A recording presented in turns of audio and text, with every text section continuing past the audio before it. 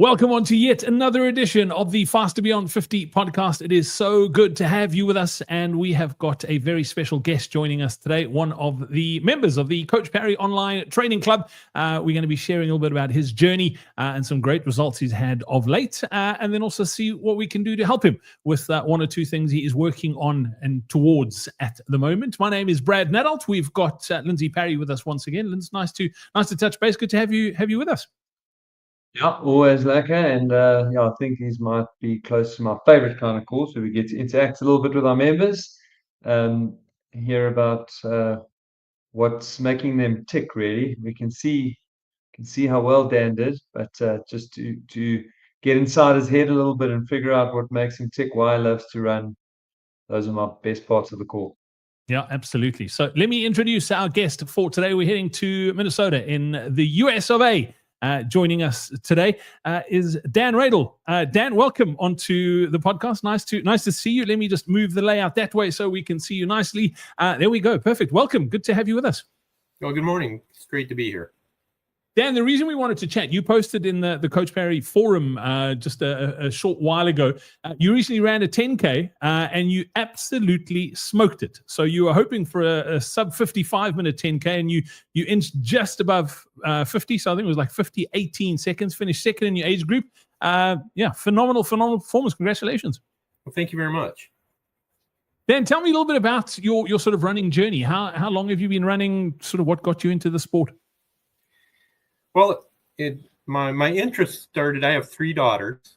All have ran a little bit of track or cross country, and I have one that ran a lot of cross country and actually ran competitively in college and is now a cross country and distance coach out in Pennsylvania at a college. So kept my interest going, and running cross country. Even a spectator, you need to be in a little bit of shape if you want to see him more than a couple of times.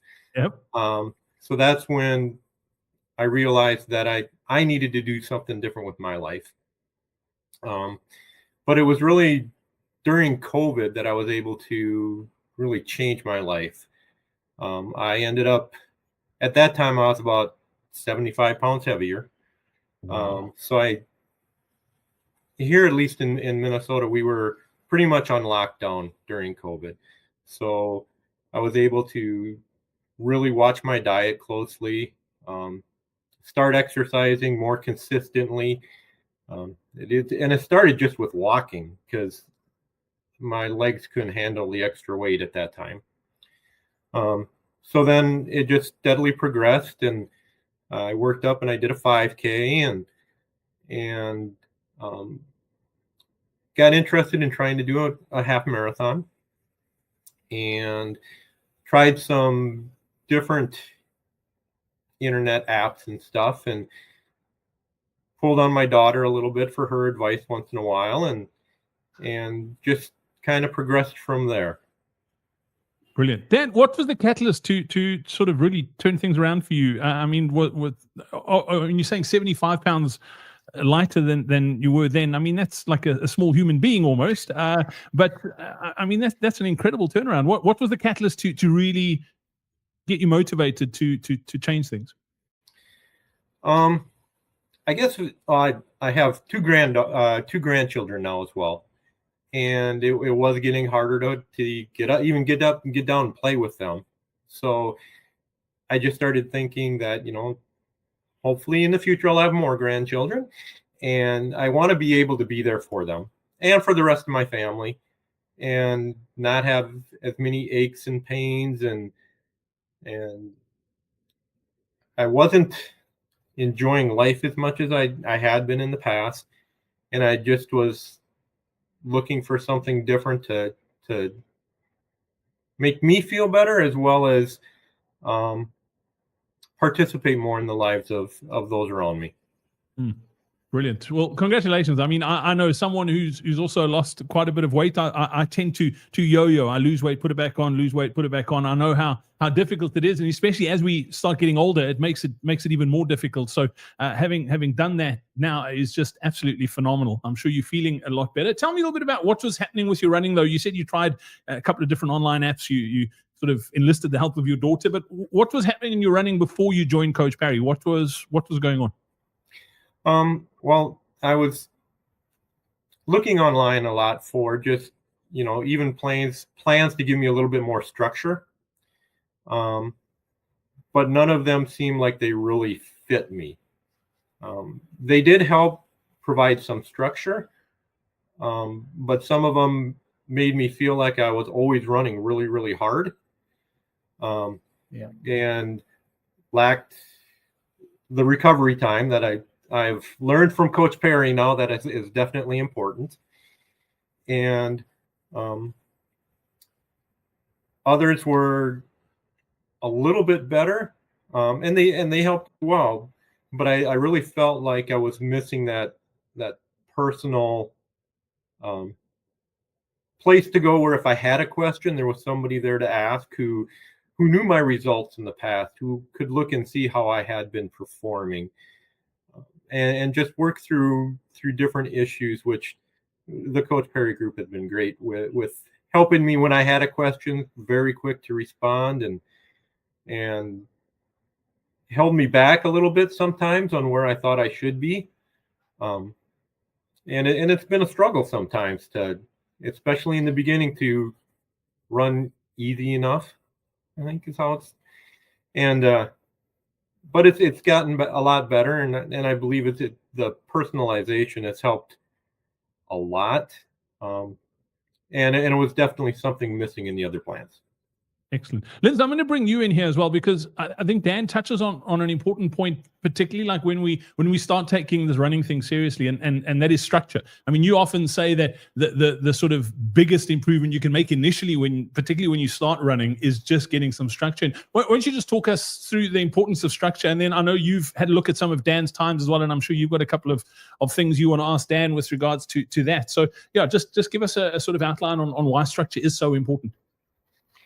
Yes, because I think a lot of the things Dan just touched on there are taken care of if you fix the structure of your plan. So doing the right things on the right day. So really what that means is that we do need some days where we run hard. We need some days where we run easy. And we need some days where we do nothing. We do need some days where we run long.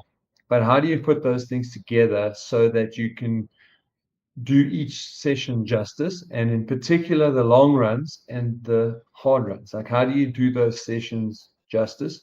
And that doesn't mean you're going to feel like fantastic all the time. And Dan said sometimes it wasn't super easy. I mean, I know the kind of easy running days are the hardest, and everyone struggles with that. But even though you've created the structure, yeah, I think as Dan will tell us soon, that doesn't make the easy or the hard days, doesn't make the hard days easy. I mean, they are hard, but it means you can get the reward for the effort that you're putting in. You can actually physically see that you're getting somewhere, because each week when you get there, you can see yourself improving. So yeah, so Dan, one of the things that I like, and what I went and had a look at was, okay, it's your first proper 10K race. I mean, you obviously submitted some 5K and 10K times to us so that we could kind of judge like where on the spectrum you should be. So if I just look at your plan, it looks like you signed up to do another half marathon. It seems like that's kind of the distance that you like to do. So I guess for me, my first question there is, why the half marathon? What do you like so much about the half marathon? And then kind of what prompted you to then go and get stuck in and decide to test yourself over 10Ks? The half marathon, why I kind of settled in on that distance is, to be honest, the marathon scares me. And that's one of my questions later coming up. And is really the increased effort, not necessarily effort, but time commitment necessary for training for that. And the 10K was, I was looking for a race that fit into my schedule, and also that could fit into the training plan. Because when I joined back in June, and my next half marathon is, I think it's about 7 weeks away yet. So at that period of time, it was probably 16 weeks until a half marathon. I wanted something in the middle of that, and I had never done a 10K really before, so I wanted to test it out. Cool. Now, when you started with us, the one thing we haven't gone into here is that you actually were also sore. So you had quite a bit of time to get yourself to the point where you then were going to train for your half marathon, but you actually had an injury. So yeah, talk us through that, how did we help you to get that little bit sorted out? And yeah, I mean, we know that the structures work well, the recovery is doing nicely for you at the moment, but yeah, let's get that first little bit out the way, that we had to get you running pain-free again. So what were the main things that you did to get that injury sorted out? Right. Yeah, and well, the nice thing, it wasn't a chronic injury, or it wasn't extremely painful, but it was always there, and it was definitely limiting my performance and my recovery time, and it just made everything harder. But it really came down to, even when I started the strength side of things, is when I was doing my strength training, I went all in right away, and the coaches there had me back off a little bit, starting slow, because even after like one session of doing the full strength training, the next day I was really, really sore. So it was doing the right amount at the right time, I believe, really is what got me going again. And not overdoing it. And that might have been some of where my injury came from. It's just too much, too hard, too fast. I was going to ask Dan, have you? I mean, obviously, with your daughters racing cross country, I was going to ask, do you have a bit of competitiveness in you? But I think that just answered my question. I think the answer to that question is yes. And I wanted to ask, with regards to finishing second in that 10K in your age group, has the sort of competitiveness of racing races, has that bug bitten? Are you like, you know what, I need to see how fast I can actually get? Well, I still feel I can go faster. I've ran that 10K over in my mind many times, because even though my goal was sub 55, that was really close to a sub 50. Yep. So, could have I taken a downhill a little bit harder, or could have I know there's one part of the race where I lost some of my focus and kind of get stuck behind somebody running a little bit slower. So just maintaining, there's a lot of different places I feel I could have maybe picked it up a little bit more and even got closer to a sub 50. Yeah, I mean, 18 seconds over 10Ks isn't a lot. That is for sure. So you are so close. Lindseyy, you wanted to add something there? Yeah, so since that 10K, Dan's obviously been training for the half, and he did a time trial on the 23rd of August, not so long ago, and that was a 24 flat. So there has already been some improvement, and again, to your point, Dan, some of that is probably linked to knowing yourself better, knowing how much harder you can push, and so on. But that 24 flat 5K points to a 49:40 10K. So you are right. You probably didn't quite leave 21 seconds out there. This is the thing I also love about running, is that the line is fine, okay, and you almost want to finish each race feeling like you didn't have much left, but you just feel like you left a little something out there. And I often hear people saying, yeah, I feel like I could have gone a minute faster. And I'm like, well, I doubt you could go a minute faster, but you actually don't really want to hit that line, because otherwise those last 2 miles are just deadly, and you can bleed time. So I think you're right. I think you probably could have taken a couple of seconds here, a couple of seconds there, but you probably wouldn't have been quite under 50 on that day. But now I think yeah, I would say that you've definitely got the ability to go under 50 minutes, which is quite cool. And I'm not sure if you want me to share with you what I think you should be capable of running your half marathon in, or if that's maybe a little bit too scary information. But it's a lot faster than your current PB. Let me put it that. Well, go ahead and share. It's always good to have. So based on the 5 and the 10, you're looking at between 150 and 151. So with a couple of weeks to go, the possibility obviously exists there that you could go under 150, but you should really be in the low 150s, which will be a pretty big chunk off of your best so far. So of course the route comes into play, and obviously closer to the time you'll have to jump into the forum and we'll have a conversation around that. But no, look, you've done well, really well, and like as Brad said, I often do tell people that the two big jumps come from fixing what you do when, and then the second big jump typically comes from months and years of then just kind of chewing that out, and the success is gradual, and sometimes frustratingly so. Doesn't really feel like it's coming, but when you look back over 9 months, 12 months, 18 months, you look back and you go, okay, wow, now I see the kind of slow, the game of inches that I've been playing. So I kind of just looking at that 5K, you're probably not quite in the game of inches yet. But yeah, soon those improvements will feel smaller, but they should still come. You've only been running for 5 years. I think did we say that at the start of the call? I think that's the coolest part about this. You've only been running 5 years. And in my experience, even though age is supposed to slow you down, that's more a case if you're like me, who's been running since I was 5 years old. Then when I get to my 50s, it gets very difficult. But if you like my running buddy, who only started running in his 40s, he's still improving in his 50s. You started running in your mid to late 50s.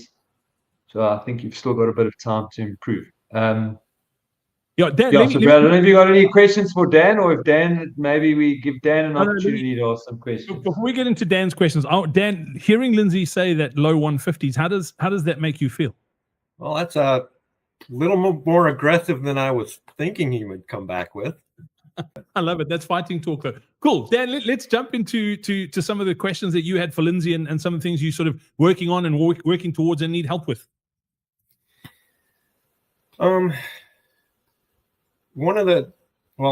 Living in Minnesota, we really experience all 4 seasons fully. So winter here and I live in a very rural area. Nearest towns of any size is like 25-minute drive. So 99% of my runs are by myself. And in the winter, a lot of it is on the treadmill. So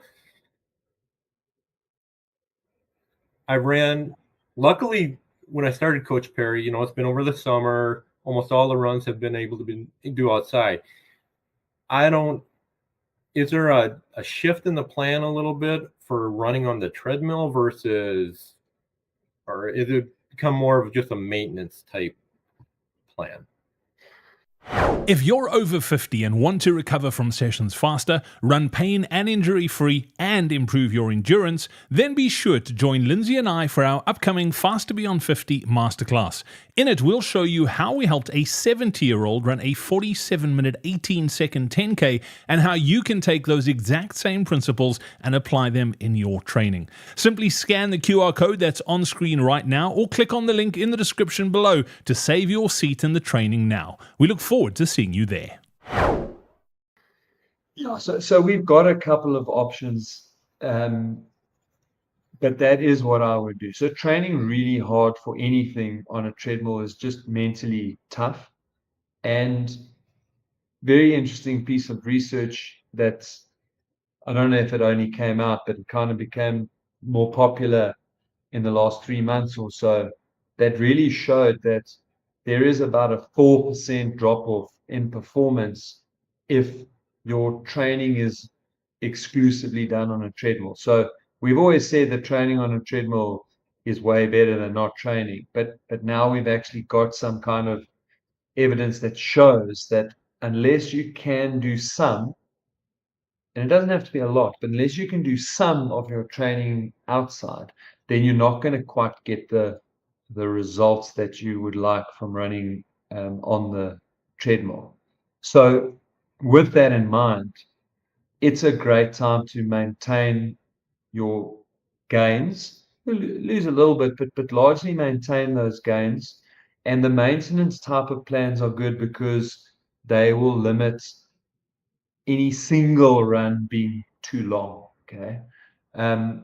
There are ways around all of it. So and during lockdown, which is when you started running, we kind of built these what we call lockdown plans. And really, what were they centered around? They were centered around trying to maintain the training principles, but in particular to make the interval sessions a little bit more palatable, to keep them more varied, and then, of course, to make sure that we don't have too many like really long, boring runs. So, yeah, I think the kind of short answer there is that yes, we'll have some options that we can help you to look at, and then I think rather than being too targeted on a distance per se, something along the lines of a maintenance for 8 to 12 weeks is the right answer until you can kind of start getting outside a little bit more regularly.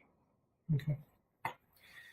Yeah, my next question is one that I kind of touched on earlier. It's just the difference between training for a half marathon and a marathon. So I always answer this question in a similar fashion.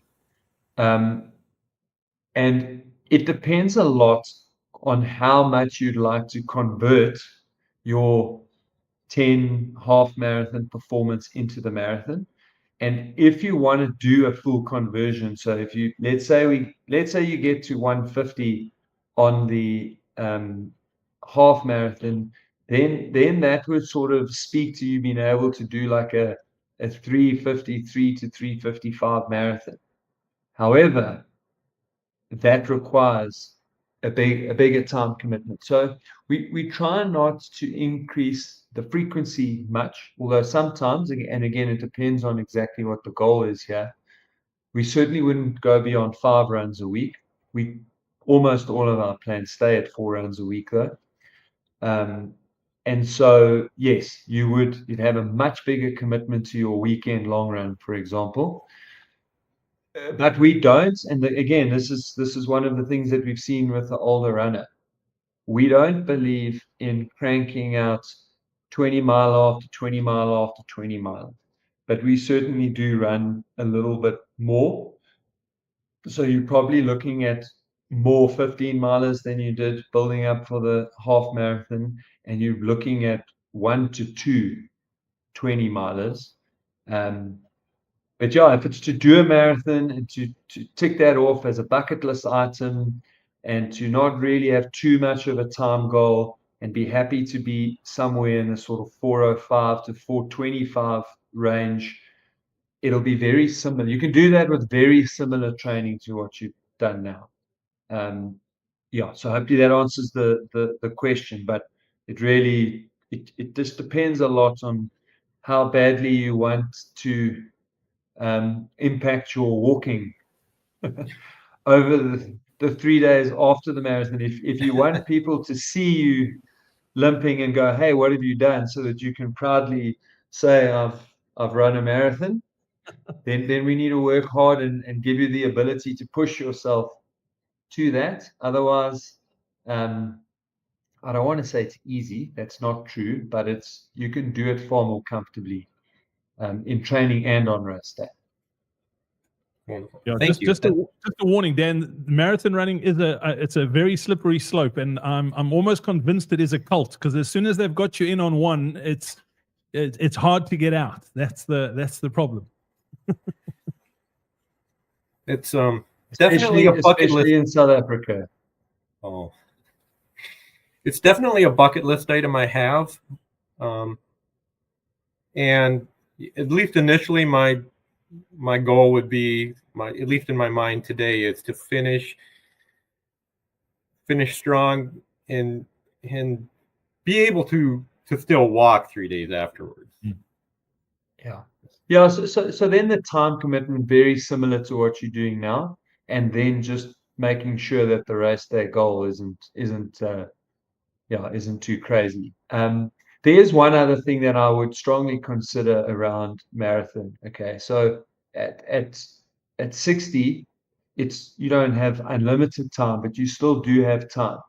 And the one thing that I often see, and as Brad said, like the marathon is this kind of thing that sucks you in because it's a distance that's hard to perfect, and it's a distance that's hard to race often.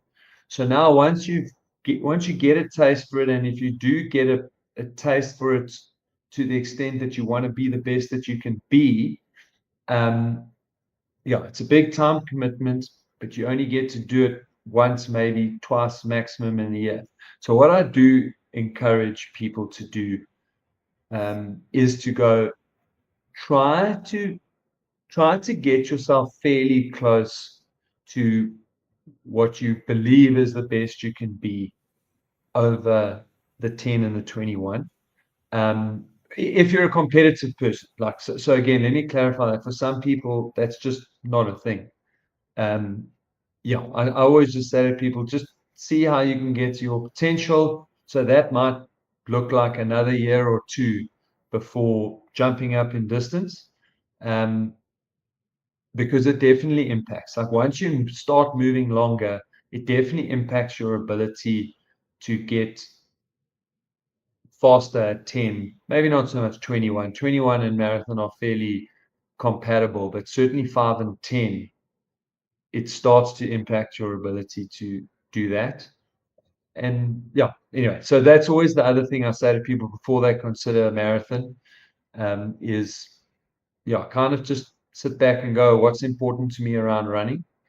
And I reckon in the way you're going right now, you're certainly not in a hurry to do the marathon before it's too late. Like you've definitely got 2, maybe 3 years before you will peak out, A, in performance, and B, be in any sort of time clock to say, I shouldn't be going longer than a half marathon.